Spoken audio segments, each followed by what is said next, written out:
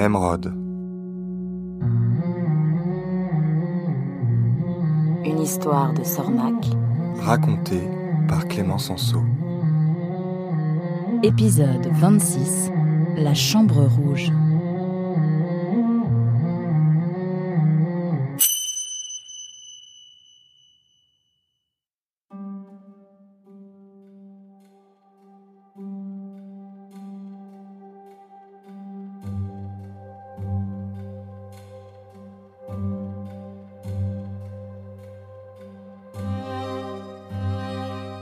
Que faire ? Allongé sur son lit, Nemrod réfléchissait. Devait-il accepter la proposition de Donsol ? Il pensa à sa famille. Il pensa aussi à Edmond, qui devait être en train de moisir au fond d'une geôle infâme. Nemrod avait envie d'aider Donsol. Mais ça n'était pas si simple.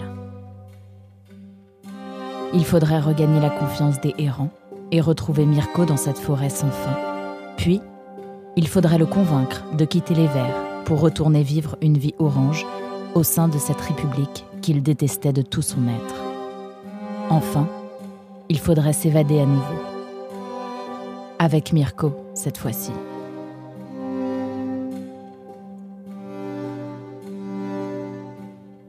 Depuis des heures, Nemrod essayait de se convaincre que tout cela était possible, qu'il pourrait ramener Mirko à son père et que les choses reprendraient ensuite leur cours ordinaire.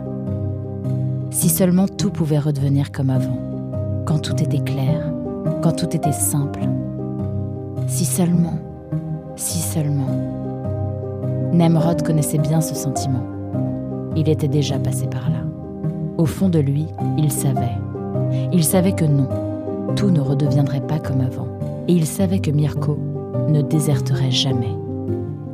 Aveuglé par le chagrin et ivre de sa puissance, Donsol imaginait pouvoir régler le problème Auguste comme il réglait tous les autres problèmes. Mais cette fois, ça n'était pas possible. Et Nemrod n'y pouvait rien. Il ne pouvait pas accepter l'offre de Donsol.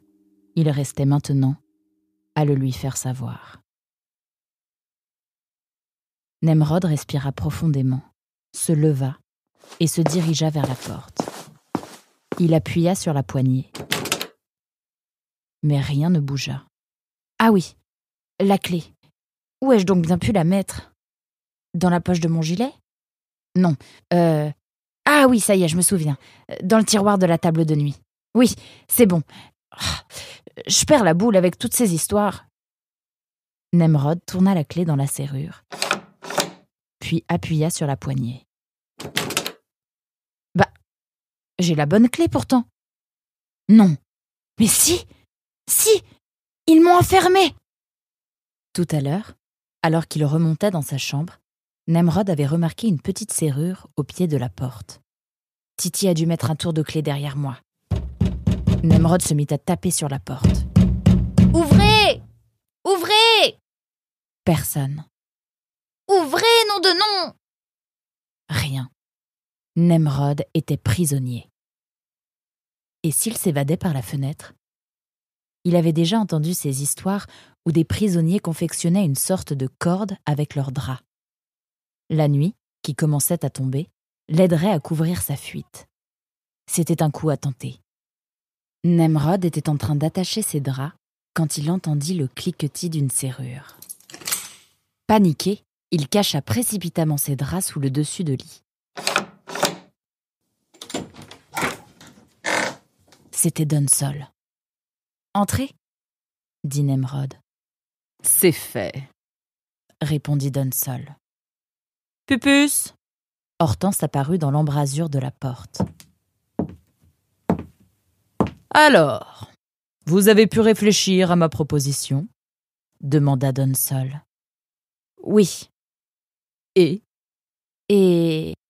je ne peux pas accepter. »« Vous ne pouvez pas ?»« Ça ne servirait à rien.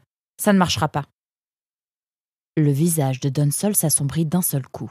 « Vous faites une grave erreur. » « Vous me demandez l'impossible. Impossible.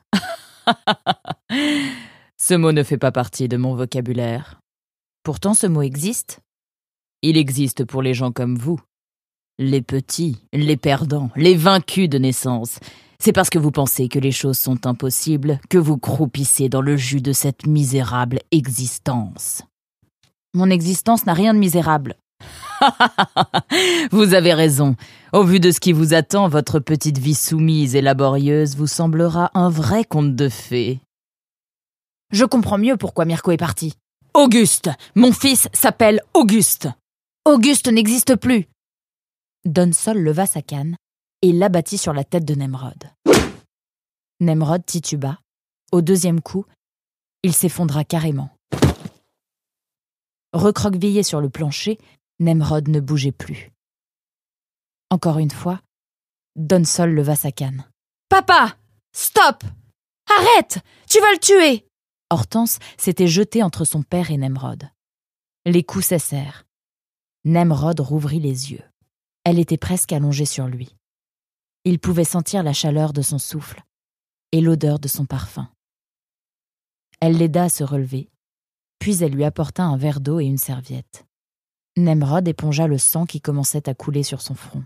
« Merci, mademoiselle, » dit Nemrod essoufflé. « De rien. Mais vous saignez ? Ça doit être votre sang. »« Non, regardez, » dit Nemrod en lui prenant la patte droite. « Vous vous êtes coupé. » Nemrod jeta un coup d'œil autour de lui. Au sol, en 1000 morceaux, gisait le précieux écureuil de porcelaine que sa maman lui avait confié. « Vous avez dû vous couper avec un éclat de porcelaine. »« Ça n'est rien, » répondit Hortense, en regardant sa patte ensanglantée. « Une égratignure. » Elle se baissa et ramassa le morceau qui avait atterri à ses pieds. Entre ses doigts délicats, elle tenait la tête de la statuette éclatée. « Un écureuil ? » ?»« Oui, un écureuil, en biscuit de porcelaine. C'était pour votre père, de la part de la maison Goupil, » répondit Nemrod en larmes. Assis sur le lit, la tête dans les pattes, Donsol ne disait plus rien. « Papa ? Papa !»« Quoi ? Ça va ?»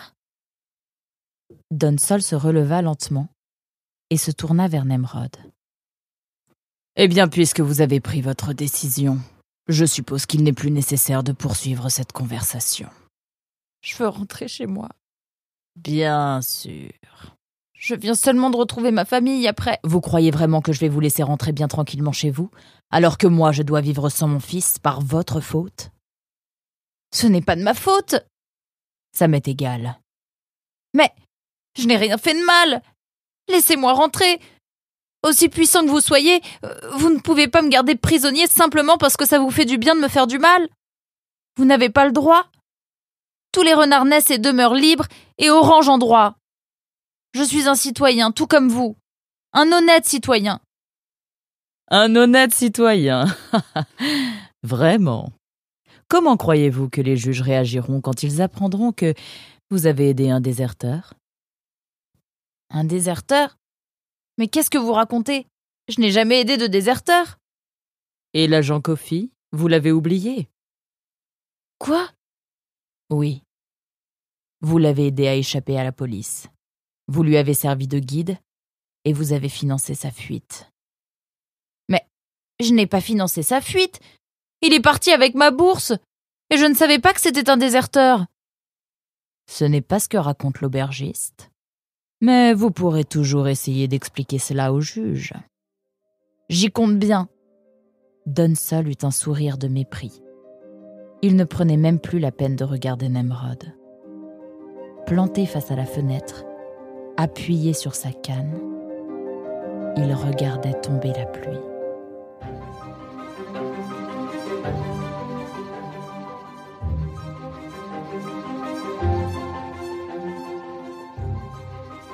Pour découvrir les coulisses de notre aventure, suivez Nemrod Podcast sur Instagram.